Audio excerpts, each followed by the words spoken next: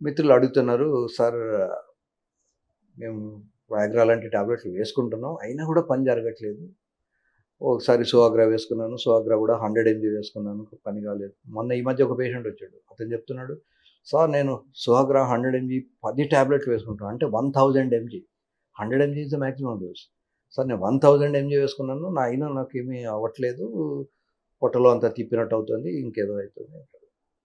So ఎప్పుడు కూడా ప్రతి మందుకు minimal effective dose, maximum effective dose అని ఉంటుంది. ఆ 100 కన్నా ఎక్కువ వేసుకున్నంత మాత్రం ఎక్కువ పని చేయదు. దానివల్ల డ్యామేజ్ ఉంటుంది. సో వయాగ్రా వేసుకునే ముందు పరిగడుపున వేసుకుంటే ఎక్కువ అబ్జార్బ్ అవుతుంది. విస్కీ తాగేవాడు ఎవడు కూడా అన్నం తిన్న తర్వాత తాగడు. అన్నం తినడానికి ముందే తాగుతాడు. ఎందుకు అంటే విస్కీ అబ్జార్ప్షన్ అన్నం కనుక తిని తాగితే అది స్లోగా అబ్జార్బ్ అవుతుంది. క్విక్గా బాడీలోకి ఎంటర్ కాలేదు. తర్వాత చాలామందికి వాంతి అవుతుంది. అందుకని చాలామంది స్లోగా కొంచెం కొంచెంగా అన్నం తినడానికి ముందే తాగి మధ్య మధ్యలో రుచి కోసం అనే చిప్స్ తింటూ కొన్ని గంటలు తాగుతారు. వాడు తీసుకునేటి మహా అయితే 3 పెగ్గులు. మనం గ్లాసు మంచినీళ్ళు ఎంతసేపు తాగుతాం? ఒక నిమిషంలో తాగేస్తాం. మరి విస్కీ కూడా 1 నిమిషం 2 నిమిషాల్లో తాగేయచ్చు కదా! అలా తాగరు. సిప్స్ కొంచెం కొంచెం కొంచెం కొంచెం అలా బాడీకి ఎక్కిస్తాం. ఈ టాబ్లెట్స్ అన్నీ కూడా మిల్లీగ్రామ్స్లలో ఉంటాయి. మీరు ఇంత అన్నం తిని తర్వాత టాబ్లెట్ ఇంత చిన్న మిల్లీగ్రామ్ తీసుకుంటే అది ఎక్కడో ఏ మూలకో వెళ్ళిపోతుంది. అబ్జార్ప్షన్ ఉండదు. అందుకని పరిగడుపునే మ్యాక్సిమంగా టాబ్లెట్స్ వేసుకోండి. ఓ 1 అవర్ అన్న ఆగండి. టాబ్లెట్ వేసుకున్న తర్వాత బాగా ఆకలిస్తే కొంచెం తినండి. హెవీగా తింటే మాత్రం శృంగారంలో హ్యాపీగా పాల్గొనలేరు. అవసరం అనుకుంటే శృంగారం అయిన తర్వాత మళ్ళీ కూర్చొని తినండి. కానీ శృంగారం కన్నా ముందు మాత్రం చాలా తక్కువ తినడం మంచిది. సో ఈ వయాగ్రా టాబ్లెట్ పని చేయకపోతే అప్పుడప్పుడు నన్ను ఐఎంఎల్ వాటిలలో లెక్చర్స్ కూడా పిలుస్తారు. వయాగ్రా తీసుకున్నా కూడా నాకు పని చేయట్లేదు ఏంటి అనేది.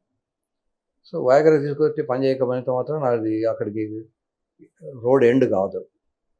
యూజువల్గా హార్మోన్ డెఫిషియన్సీ ఉన్నప్పుడు హార్మోన్ కనుక మనం రీప్లేస్ చేస్తే వయాగ్రా మళ్ళీ పనిచేస్తుంది. ఏం హార్మోన్? టెస్టోస్టెరాన్. మీ అందరికీ తెలిసిందే. ఇప్పుడు ఆవుకు చిన్నది లేగ పుడితే దాన్ని లేగ అంటాం. ఒక 3-4 ఇయర్స్ అయితే ఆడదాన్ని అయితే ఆవు అంటారు. మగ పిల్లవాడిని అయితే దాన్ని కోడి అంటారు. కోడికి ఎద్దుకు తేడా తెలుసునా? కోడె వృషణాలు ఇంత పెద్దగా ఉంటాయి. బాయిస్ట్రస్, పని చేయదు. నాగలి పెడితే దున్నదు. అది ఎప్పుడు తల ఇలా తిప్పుతూనే ఉంటుంది. దాన్ని కంట్రోల్ చేయడం కష్టం.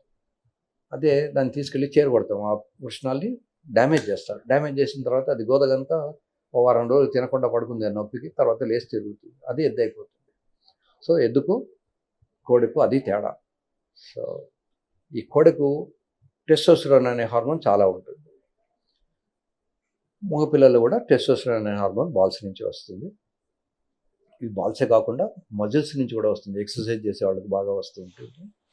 కనుక ఏది తినాలి? చాలామంది పేషెంట్లు అడుగుతారు, "సార్ నేను ఏం తినాలి? ఏం తినాలి?" ఏం తినకూడదా బాబు? అడవిలో పులి ఉంటుంది, జింక ఉంటుంది. పులికి రోజు పొద్దున, మధ్యాహ్నం, రాత్రి బిర్యానీ ఎవడు పెట్టడు. అలాగే జింక కూడా తిననీరు. గడ్డి ఉన్నా కూడా వేరే జంతువులు వస్తాయనే భయంతోనో దాంతోనో. ఇవి రెండిటికి కామన్ ఫ్యాక్టర్ రన్నింగ్. ఏవైతే రన్ చేస్తాయో వాటికి పిల్లలు ఉంటాయి. వాటికి సెక్సువల్ సామర్థ్యం కూడా ఉంటుంది. జింకైనా పరిగెత్తకపోతే పట్టేసుకొని దాన్ని వండుకు తింటారు. అది పులైనా అది పరిగెత్తకపోతే రాళ్ళతో కొట్టి చంపుతారు. కనుక పులి అయినా జింక అయినా గడ్డి తిన్నా మాంసం తిన్నా రోజు రెగ్యులర్గా ఎక్సర్సైజ్ చేయడం, రన్నింగ్ చేయడం అనేది చాలా ముఖ్యం. ఈ టాబ్లెట్స్ వేసుకున్నా కూడా, హార్మోన్స్ ఇచ్చినా కూడా పనిచేయని వాళ్ళకు ఫినైల్ డాప్లర్ స్టడీ అనే ఒక స్టడీ ఉంటుంది.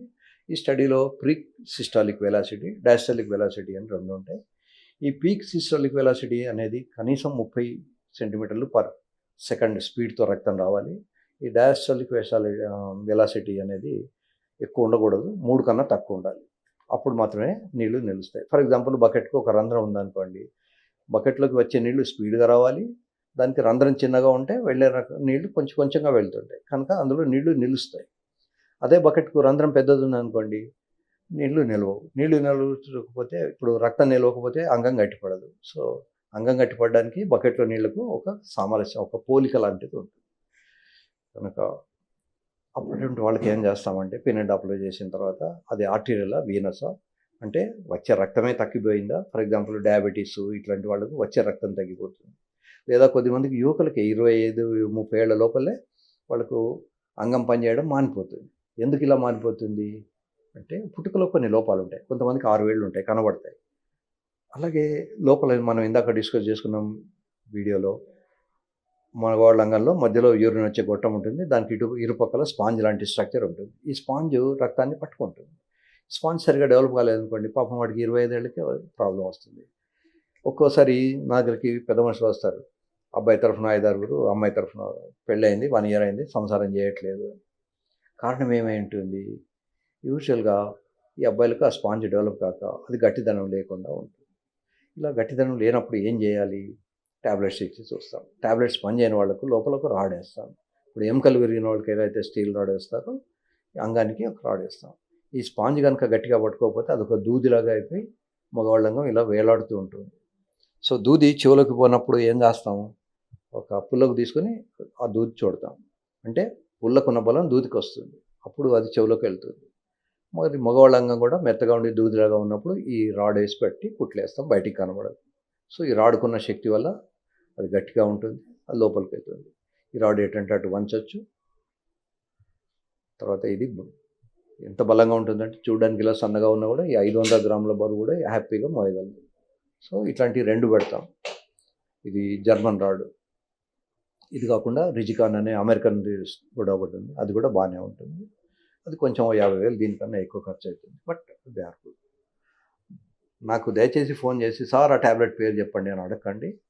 ఈ టాబ్లెట్స్ అన్నీ కూడా డేంజరస్ డ్రగ్స్. ఎలక్ట్రిసిటీ లాగా జాగ్రత్తగా వాడుకుంటే ఫ్యాన్ తిరుగుతుంది, లైట్ వస్తుంది, ఏసీ వస్తుంది. అజాగ్రత్తగా ఉంటే ప్రాణాంతకం అవుతుంది. కనుక ప్రతి టాబ్లెట్ కొంత డేంజర్తో కూడుకున్నది. మీ డాక్టర్ దగ్గరికి, మీ ఇంటి దగ్గర ఉన్న డాక్టర్ దగ్గరికి వెళ్ళండి. డాక్టర్తో డిస్కస్ చేయండి. మీకు ఏది సూట్ అవుతుందో వారు చూసి చెప్తారు. ఆ టాబ్లెట్స్ వేసుకోండి. టాబ్లెట్స్ వేసుకున్నా మీకు అనుకున్న రిజల్ట్స్ రాకపోతే హైదరాబాద్‌కు రండి, నా దగ్గరికి రండి. అవసరమైతే సర్జరీ చేసి పంపిస్తాను. కొద్దిమంది అడుగుతారు, సార్ టాబ్లెట్స్ ఆపరేషన్ కాకుండా ఏమైనా లేవా? మాకు ఆపరేషన్ అంటే భయం అని. ఆపరేషన్ వద్దనుకున్న వాళ్ళకు షాక్ వేవ్ థెరపీ, తర్వాత పీ-షాట్ అనే కొన్ని ట్రీట్మెంట్స్ ఉన్నాయి. అవి ఇంతవరకు ఇంకా రీసెర్చ్‌లోనే ఉన్నాయి. అవి ఇంకా కన్ఫర్మ్డ్‌గా మీకు రిజల్ట్స్ ఇస్తాయనే నమ్మకం లేదు. But you can try it.